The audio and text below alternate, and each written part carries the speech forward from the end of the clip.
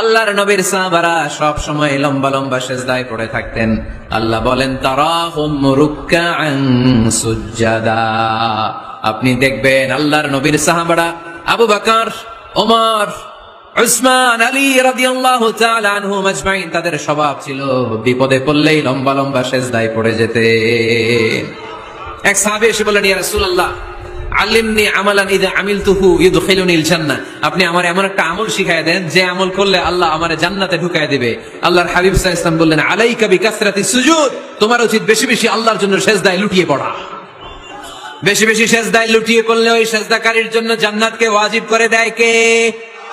কিয়ামতের ময়দানে আল্লাহ বলবেন, ও আমার বান্দারা আমারে সিজদা দিয়ে দেখা, কারা কারা দুনিয়াতে সিজদা দিয়েছিলি, আজকে এই কিয়ামতের ময়দানে আমারে সিজদা দিয়ে দেখা।